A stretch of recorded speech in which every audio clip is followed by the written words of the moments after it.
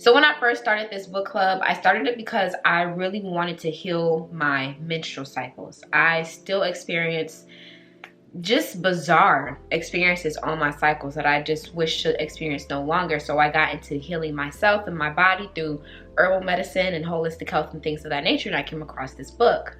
And I used to be very hard on myself about it, about me not being consistent with reading the book and updating you guys and making sure that I'm posting videos consistently. I used to just think like, wow, like, okay, am I not committing to the journey? Am I not committing to healing myself? Do I not care about myself enough? But then I had to realize that this is the journey. So I definitely started to show myself grace, and you guys helped me out a lot too, because in a lot of the comments you guys expressed that you two had started the text or even ordered the book and just never even got to opening it and reading it, or you started the text years ago and child, you not even on the gateways yet either. And it made me feel even better knowing that I'm not the only one who, for one, finds this text a little challenging and new, and it's different to the lifestyle that we've known, find some discomfort in the text. I started understanding that this is the journey, this is our journey, and we could do on our journey as we please. Okay, there is this quote that I want to read you guys from the book. When you choose life, you must have the courage to sacrifice your old, worn out, ineffective self. Now, when I first read this quote, I believe it was in my first video, the message hit me hard. And now that I am at this stage in my journey, I understand it completely.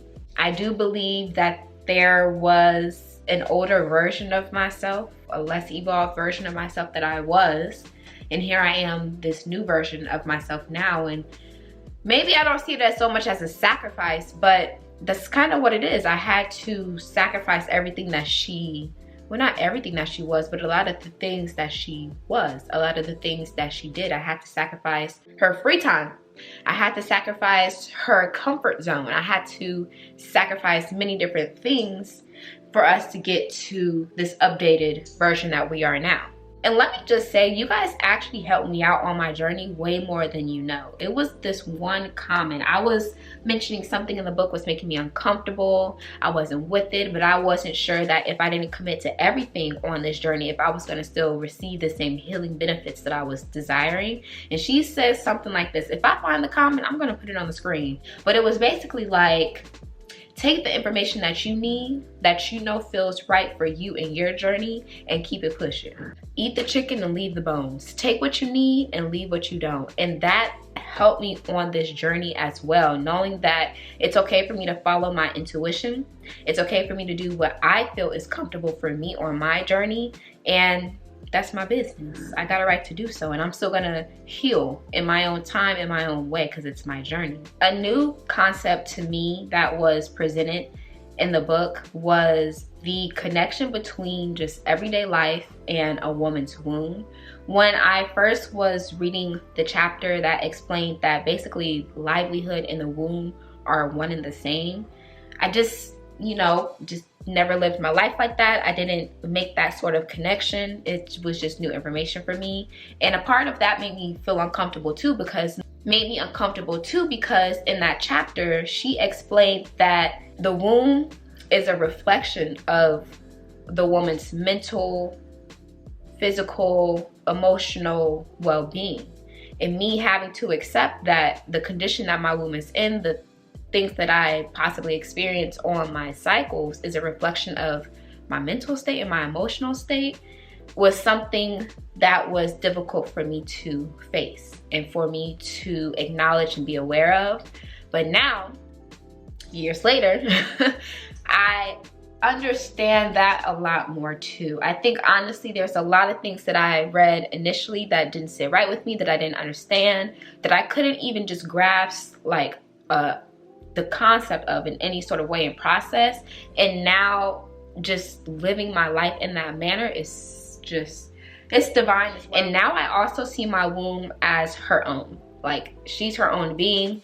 She likes for me to eat certain things, for me to not eat certain things. She likes movement. She likes when I drink enough water. She likes when I am doing my yoni steams and drinking my teas. She loves to be catered to in every way, and I make sure to do that. Before I started reading this book, I don't think I seen my womb as something that was separate from my being, something that was just her own energy and something that I chose to love. So that's new for me too. But I do actually enjoy living my life like this. It's divine. Like where I was then and now is so different, and I'm living for every part of it, honestly. But moving forward, and the last thing I just want to touch on, I did not know what kind of journey I was embarking on when I started this book club. When I started reading this text, who knew that we were going to go through everything that we went through to get through right now to where we are, and that this book and these tools and this knowledge and these resources were going to definitely help us along the way.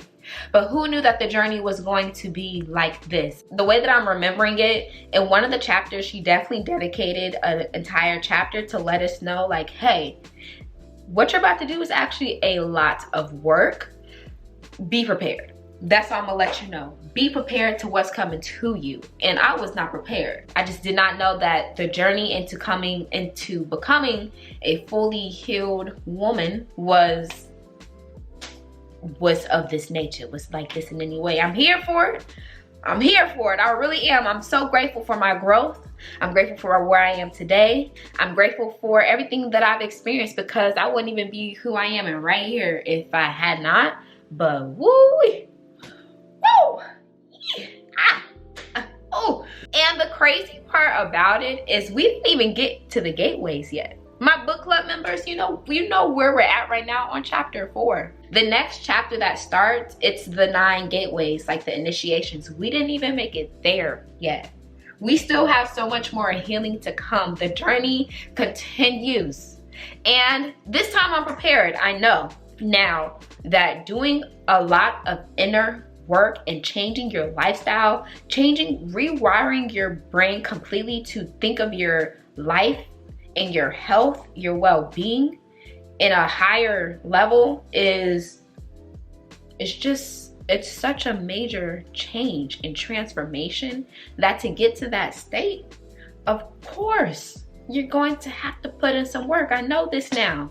I'm ready. I am ready. I'm almost ready for it. I'm ready and I'm prepared because I know the vision that I see myself getting to. I know the woman that I am in the future and the woman that I am now. And she's just brilliant and divine and magnificent and magical in every way, and loving and just free and just abundant. And I know to get to there, we still have a lot of work to do, and we wouldn't. Okay, I know the lighting has changed, but the sun has set and I've had to turn on lights, so it's a little different now. But let's get back into the video. So getting right into number 2, how have I incorporated this text into my everyday life? My entire relationship with my womb and my moon cycles are a lot deeper than they were before. I care about my womb more. I want her to be okay.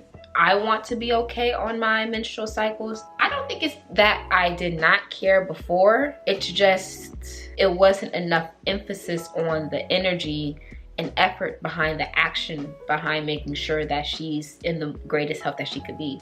Something else that I've learned that is just now a way of life for me is understanding that what I could possibly experience on my cycle, the pain that I could have, is not just my own pain.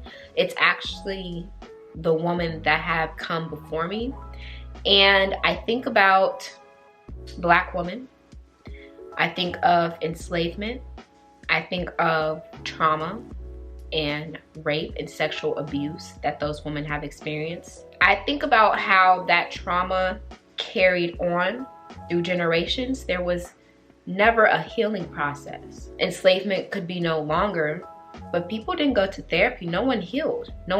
There was no one who knew how to heal. And the long-term effects of trauma that was placed on a lot of Black women. So I was saying all that to say that I know the pain that I can sometimes experience on my cycle is just not solely my own. It's all of the women that came before me. And this has led me to wanting to pursue a deeper relationship with the women in my family, especially on my mother's side. I have a lot of aunts. And then also this helps me gain a better understanding that it's my generation, our generation, it's my responsibility to heal this pain and this trauma. Now, we're not even talking about fairness or nothing like that, because if you the chosen one, you the chosen one, and we the chosen people, right? But I do feel that it is my responsibility to heal this pain and this trauma that has been going on for years that just have never been able to be settled. With the knowledge that we have now, this enlightenment that the world has experienced and this world of herbal holistic health that I've entered, I just know that I am being given everything that I need in order to heal, like genetically from here forward. Like when I have my kids and the generations after that, we'll have a completely different livelihood than what was before. Something that I've also incorporated in my life that you could find on page 68 is sacred mirror work. I look at my yoni very often, especially when it comes to my cycle. So usually around my cycle is when like the actions are upped for like my womb health and womb care and all that. But I look at her often just to check her out. I'm more comfortable with looking at her. I give her womb massages now. I use my oil. I look at her in the mirror. I like what I see. I know what she looks like. Like I can visualize what she looks like in my head. Before I started reading the book, I wasn't able to do that. I just know her more intimately now, and I do appreciate my mirror work. I've also started writing in my womb journal. I got this really pretty journal from Arbria Creations, and here I will, you know, just write more on her and allow her voice to speak through. That's something that I've definitely incorporated from my life, that I've learned from the book. My connection with the moon is a lot deeper now. I know that the moon and my womb are connected. They are almost one as well. I am a new moon girly. I know when my cycle is going to come around because it comes around when the new moon comes around. And you know, that's not something that I aligned myself with before. That's not even something that I connected myself with before. Something so powerful as the moon that's just out there in space. Like, I love it. I love it. Comment down below if you are a new moon or full moon girly. Do you get your cycles around the new moon or full moon? And if you don't know, it would be really cool and just really beneficial for you to like track your cycle by the moon. The next time your cycle comes around, check the moon out, see what phase is in. And then that way you'll be able to track your cycle by looking up in the sky. That is a practice that I just love and cherish so much. And I love being a new moon girly, okay? In my rise routine, I have incorporated sacred dance. Every morning when I wake up, I do my yoga, I meditate, and then I turn on some music and we get to jigging. We get to dancing. It's a good time. It allows some energy flow to be moved within my womb. It allows intention to be centered towards my womb of healing, of love. That's something that I love to do as well. I am just more intentional with my womb now. I know her on a deeper level. I know her as I would know like a family member or a friend. I know her deeply. I know the things that she desires. She's definitely more so a focus and a priority for me, especially for my moon cycles. But no matter what it is, I'm just always intentional with my time and my space with her. I know that she's always present. So I know that there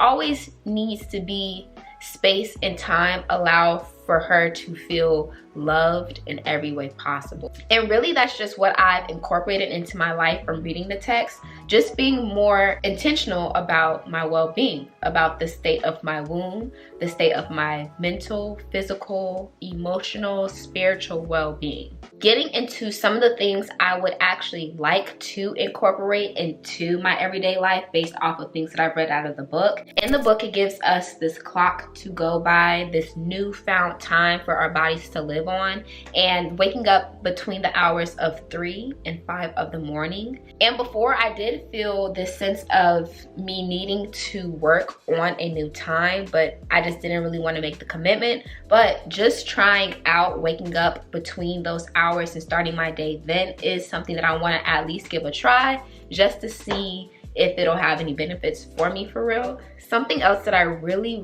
want to get into is flower essences. When I first read that, it spoke to me. It feels right intuitively. The essence of a flower and being able to create things out of it is so intriguing to me. That's definitely something that I would like to get more into on this journey. I would like to be more consistent with my womb journals, and I would like to be more consistent in communicating with the women in my family as well. So the last thing that I want to get into is that this is my journey. Now, even though there are many things that I have taken from the text that I would like to incorporate more into my life, there are a lot of things that I decided not to take. Like, for example, I still eat meat. I'm still definitely gonna eat a Pop-Tart or some cookies or all of them, the whole pack. I might just do that because that's what I want to do. It's my journey, it's my business. And I want to make sure that you guys also know that it's your journey. Just because these are the things that I've taken from the text don't mean that you have to take these same things. Maybe once you read the text, things that resonated with you were different from me, and that is okay. That's your business. All that we need to do at the end of the day is follow our intuition and live in that space and find confidence there. And just know that what we're doing is the best for ourselves. Because nobody's gonna know what's better for you than you. You're the only person that knows that can make that decision. So that's the last thing that I wanted to talk about, that this is my journey. This is your journey. This is our journey. And it can be anything that you created to be, really, on the highest level. So in conclusion, right, now that we've reached the end of the video, I came back to say the book club is on and popping. We are back. I'm excited to start the journey again. I do wish and desire to stay consistent with healing, and I know that in the space that I am currently, I'm being called to consistently do these things. So I am going to show up in this manner, and I am excited. I hope you're excited. I have so many members in my book club. Like, hey y'all, how y'all doing? Thanks for being here. So my business page, Made by Lady Z, there I share parts of my womb healing journey. I talk about the different herbal teas I use, herbal yoni steams, herbal baths. I give you guys updates on my cycle. So 2 weeks prior to my cycle, I will give the rundown of everything that I'm doing to heal myself. And then after my cycle is ended, I give you guys an update on how it went for me, and also incorporating a lot of the things that I read in the text are also embedded over in that Instagram page as well. And there is where we can commune, we can come together. This can be more of a conversation, and you guys will be able to see more intimate, deeper parts of my journey there, of my womb woman sacred healing journey, than on here. So go ahead and check it out. I will see you guys over there. So now we have reached the end of this video. If you haven't already, be sure to follow me on my social media accounts at Coco Dumpling. Thank you guys for being here. I will see you in my next video. I wish you nothing but the best on your journey, and always remember to walk in your purpose, stand in your truth, and keep those vibes high. And I will see you guys next time.